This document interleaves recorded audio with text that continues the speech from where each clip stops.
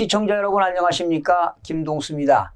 대한민국에서 부자들이 되는 첫 지름길은 무엇이라고 생각하십니까? 바로 종잣돈이죠. 시드머니를 손에 쥐는 것입니다. 여러분들 스노볼이라고 들어보셨죠? 눈덩이입니다. 눈을 굴리게 되면 가속도적으로 눈이 크게 커지는 것입니다. 그래서 종잣돈이 필요한 것입니다. 이 자료는요, 하나은행과 하나금융경영연구소는 지난 2일 2020 한국의 부자 보고서를 발표한 내용이 되겠습니다. 금융자산 10억 원 이상을 보유한 프라이빗 뱅커 고객 393명을 대상으로 설문조사한 결과가 되겠는데요. 이들의 총 자산은 평균 160억 원입니다. 그리고 연소득은 평균이 4억 7,700만 원이었고요. 월소득은 약 4천만 원이었습니다. 우리나라 부자들은 평균 41세에 부자가 되기 위해 종잣돈을 마련한 것으로 조사가 되었습니다. 설문 대상 평균 68세인 부자들이 종잣돈을 확보한 시점입니다. 종잣돈을 마련하고 그 이후에 자산을 증가시키는 수단으로는 첫 번째가 사업소득이 32.3%로 가장 많았습니다. 이어서 부모로부터 상속을 받거나 증여를 받는 것이 25.4%, 세 번째가 근로소득이 18.7%가 되겠고요. 부동산 투자가 18.2% 순이었습니다. 부모가 자녀에게 재산을 증여하는 연령을 살펴봤더니요, 65세경이 가장 많은 것으로 조사가 되었습니다. 사실 우리나라 노인복지법에 의해서 노인이 되는 것은 만 65세 나이인데요. 참 우연의 일치가 되겠네요. 40대 이하 부자들이 종잣돈을 마련한 평균 나이는요, 34.8세였습니다. 그리고 50대 부자는 39.7세였고요.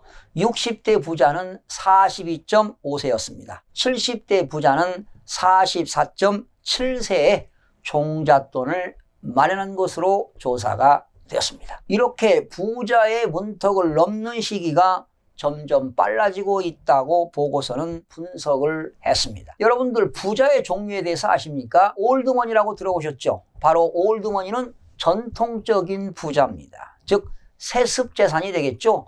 부모가 부자면 역시 자식들도 부자가 된다는 얘기입니다. 바로 올드머니, 전통적인 부자가 되겠고요. 그리고 두 번째는 뉴머니가 있습니다. 바로 신흥부자들이 되겠는데요. 이런 특히 요즘 같은 4차 산업혁명 시대는 모바일 스타트업으로 성공한 사람들이 뉴머니가 되겠죠. 또 이런 것도 되겠죠. 복권 당첨돼가지고 20억을 복권 당첨금을 받았다. 바로 그냥 20억 돈이 생겨서 뉴머니가 되겠습니다. 그러나 요즘 페이크머니도 있다고 하지요. 가짜 부자들입니다. 돈도 없으면서 마치 부자인 것처럼 행사하는 사람들이 페이크머니가 되겠습니다. 이번 보고서는요, 상속 및 증여가 부자가 되기 위한 1순위 수단이 아니며 소위 금수저만이 부자가 된 것이 아님을 알 수 있다고 해석할 수가 있습니다. 즉 평범한 사람도 마음만 먹고 행동에 옮기면 부자가 될 수가 있습니다. 그러기 위해서는 부동산 공부나 경제 공부를 좀 부지런히 해야 되지 않겠습니까? 이렇게 세상 경제의 흐름을 알아야 될 것입니다. 그렇다면 부자가 되는 가장 확실한 방법은 종잣돈이 있어야 됩니다. 그래서 종잣돈으로 자기 사업을 하는 사람들이 부자가 되는 사람이 가장 많은 것으로 나타났습니다. 부자들이 이렇게 돈을 벌어서 축적한 그 자산의 사용 용도를 살펴보니까요, 노후 준비가 49.6%로 가장 많았고요.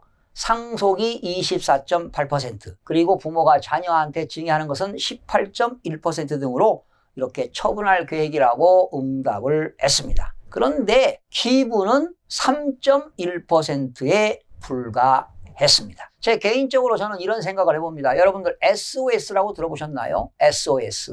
S라고 하는 것은 saving, 저축을 얘기하고요. O라고 하는 것은 오퍼링입니다. 기부, 헌납하는 것이지요. 마지막 S는 현명한 소비, 스펜딩이라고 해서 현명한 소비를 하는 것이다. 그러니까 돈을 벌어서 부자가 되더라도 역시 돈을 벌면 저축하는 것이고, 그러면 국가 경제 발전에도 이바지하는 것 아니겠습니까? 또 오퍼링, 기부 헌납하고 말이죠. 아무리 돈이 많다 하더라도 과소비는 안 되겠죠. 현명한 소비를 하는 것이 이게 바람직한 경제 활동이 아닌가, 이런 생각을 해봅니다. 그리고 부자들이 자녀에게 증여하는 그런 평균 연령은요, 65.2세로 나타났습니다. 그리고 증여받는 자녀들의 평균 나이는 34.9세가 되겠네요. 그리고 부모가 자녀에게 물려주는 자산 형태는 부동산이 68.9%로 가장 많았고요. 현금 및 예금이 62.5%로 그 뒤를 이었습니다. 부자들의 총 자산에서 부동산 자산이 차지하는 비중을 살펴봤더니요, 50.9%로 전년 대비 2.1%가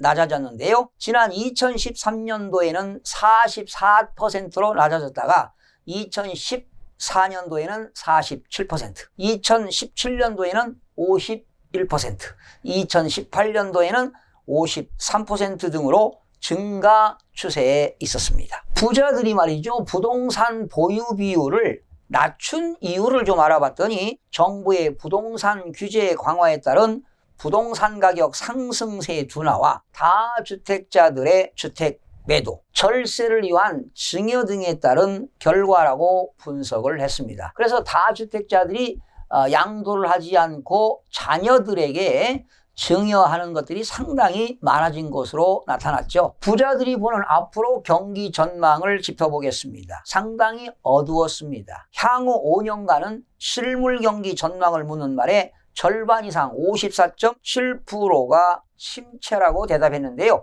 이 대답은 이번 사태 전 상황이 되겠습니다. 금융자산 10억 원 이상을 보유한 국내 부자들의 부동산 보유 비중이 6년 만에 낮아졌습니다. 그러나 서울 및 수도권 거주 부자들은 부동산 자산 비중이 감소했지만 지방 거주 부자들은 부동산 자산 비중이 증가한 것으로 조사가 되었습니다. 부동산 경기가 침체될 것으로 보는 전망을 살펴봤는데요. 34.7%로 전년 대비 10.6%포인트 낮아진 반면 회복될 것으로 보는 전망은 27.9%로 12.5%포인트가 높아졌습니다. 개인적인 생각입니다. 이번 사태가 장기화된다면 집값 하락과 거래 감소 등으로 부동산 경기가 상당히 악화될 것으로 보여집니다. 최악의 경우는 2008년 금융위기 때보다 더 심한 상황이 올 수 있다는 이야기입니다. 전 세계가 실업 대공황으로 장기 침체를 겪을 수 있습니다. 보고서는 부동산 시장에 대한 부자들의 신뢰가 여전히 높아 고액 자산가일수록 상업용 부동산의 비중을 높이고 있다고 밝혔습니다. 이렇게 고액 자산가들은 입지가 좋은 상업지역입니다. 바로 중심상업지역이나 일반 상업지역에서 근린시설 부동산 갖기를 대부분 원하고 있습니다. 하지만 누구나 근린상가 투자는 위험 요소가 상당히 많습니다. 요즘 세상이 변하고 있지 않습니까? 유통시장의 구조가 변하기 때문에 사실은 그 골목 상권들이 상당히 어렵습니다. 이런 점포들이 어렵다는 것입니다. 그래서 이렇게 근린상가라든가 이런 점포 같은 투자는 상당히 앞으로 위험 요소가 많다고 볼 수가 있습니다. 국내 부자들의 보유 부동산 포트폴리오를 보게 되면요, 상업용 부동산이 48%로 가장 높은 비중을 차지했고요. 두 번째는 거주 목적인 주택입니다. 그리고 세 번째는 여유 자금이 있다면 투자 목적 주택이 되겠고요. 네 번째가 토지 순으로 조사가 됐습니다. 젊은 부자일수록 투자 목적 주택 비중이 상대적으로 높았고요. 고연령 부자일수록 상업용 부동산 비중이 높았습니다. 이렇게 젊은 부자와 고연령 부자들의 부동산 포트폴리오가 달라지고 있다는 것입니다. 거액 자산가일수록 상업용 부동산 비중이 급격하게 증가하는데 특히 총 자산 100억 원 이상 부자들이 투자 목적 주택 비중이 13%에 불과했지만 상업용 부동산 비중은 55%에 달해 거액 자산가일수록 고가의 대형 상업용 부동산을 보유한 것으로 나타났습니다. 그렇다면 결론적으로 부자가 되기 위해서는 하루빨리 시드머니 종잣돈을 만드는 것입니다. 그리고 정부의 부동산 정책의 흐름과 그리고 부동산 시장의 흐름과 경제 공부를 해야 됩니다. 또한 세계적인 경제 흐름을 보는 눈과 또 여러분들이 주식을 투자할 때도 기업 경영 분석을 철저하게 됩니다. 기업을 집중적으로 분석해야 되고 기업을 보는 눈이 있어야 됩니다. 그리고 여러분들의 투자의 트렌드를 파악할 수 있는 통찰력이 있어야 됩니다. 그렇다면 여러분 부자가 될 수가 있습니다. 종잣돈을 마련하시기 바랍니다. 시청해주신 여러분 대단히 고맙습니다. 최선을 다하겠습니다. 내일 아침에 찾아뵙겠습니다. 마음이 드셨다면 구독, 좋아요 꼭 부탁드리겠습니다. 고맙습니다.